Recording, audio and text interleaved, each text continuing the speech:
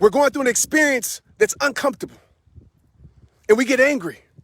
And we keep ourselves in a season that was meant to be for a little while. We keep ourselves in a permanent season that was meant to be temporary. I don't know if I can get a witness in here tonight, in here today. But I know I've been guilty of that, keeping myself in a season that was meant to be temporary. But I made it permanent because my faith wouldn't allow me to see the bigger picture. My faith wouldn't allow me just to trust God and say, man, God, I don't know what you're doing, but I trust you. I trust you. You allowed those people to do me wrong, God. It hurt my heart, but I trust you. You allowed me to lose that dream, God. Man, it broke me down, but you know what, God, I trust you. You allowed my baby girl to go through that, God, for whatever reason. It brought so much pain to my heart, but God, I trust you. God, you allowed me to go through these health issues that continue to make me sick over and over and over again. And I didn't understand it, but I trust you.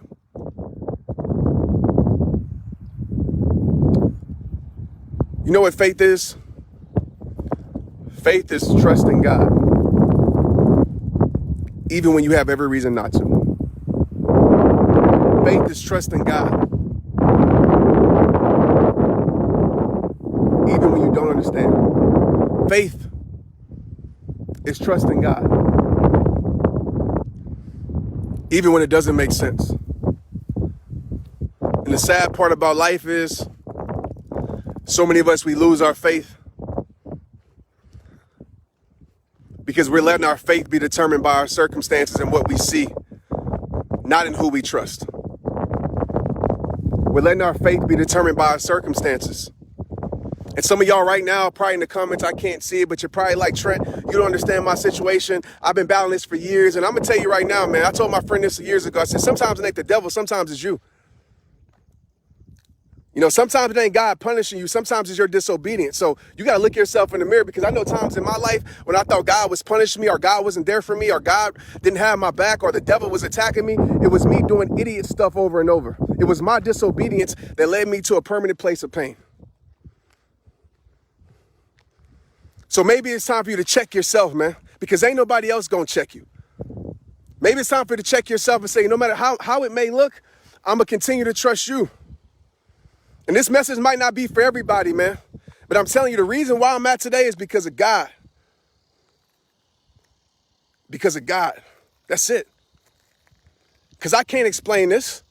I can't explain my life, and I couldn't have planned this out. This ain't no plan.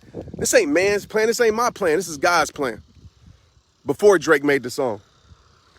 It's God's plan. So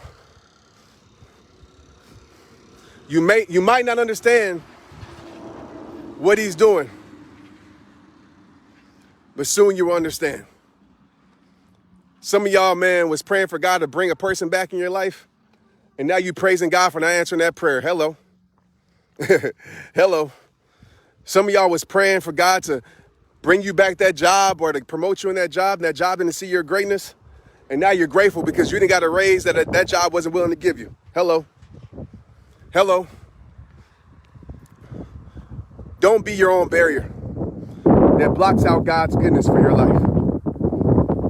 Don't be your own barrier that blocks out the Lord's goodness for your life. And I know I've been that barrier so many times. And yesterday just reminded me, man, I looked at that MRI and I listened to the doctor and I said, wow. I said, wow. With tears in my eyes, I said, if that situation wouldn't have happened, this situation would have had a better chance of getting out of control. And it would have been far worse than that situation that happened to my baby girl. You don't know what I'm doing, my son, my daughter. Soon you'll understand. I hope those words sit with your heart today, and I hope those words touch your heart. And again, I want to say I'm proud of you. Probably don't hear it enough. Probably been judging yourself,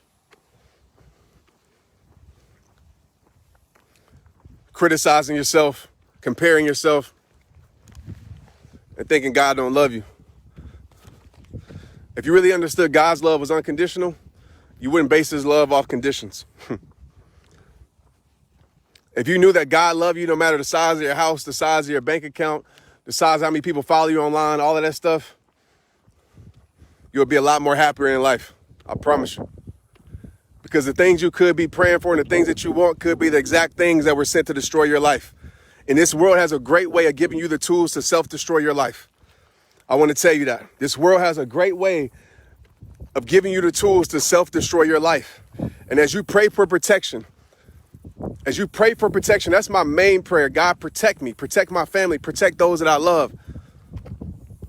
God is always answering your prayer for protection. Man, what was that?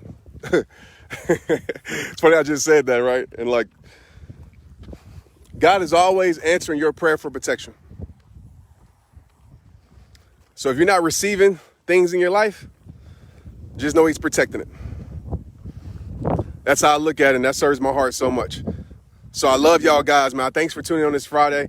I know this was a random message, but again, I just like to come from the heart. You know, I don't like to predetermine my messages. Whatever's sitting in my heart on my runs, I like to just press live and just come talk to y'all because I believe that somebody needed it. Maybe not all 3,000 of you. Maybe it was one of you. Maybe all y'all like, Trent, this message sucked. But maybe it was one of you that said, man, I really needed this message. And for that person, I am talking to you. I am talking to you. And I just want to piggyback on this. I talked about this earlier today.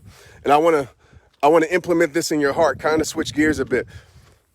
Go have some fun in your life, man. I believe God created us to live an exciting, not boring life. You know, and don't take that out of context. Don't be like, Trent told me to go wild out. But go have some fun in your life.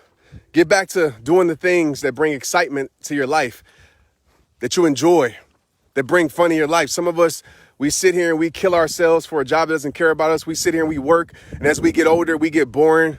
As we get older, we get busy. As we get older, we get basic. And we stop doing the things that brought us life. And we wonder why we don't feel alive. We stop doing the things that brought us life. And we wonder why we don't feel alive. We stop doing the things that bring us life. And we wonder why we don't feel alive. My hope for you is that you get back to the things that bring you life, those positive things, of course, that make you feel alive. The things that you stop doing. If you were to interview yourself, if you were to step out of yourself and interview yourself right now,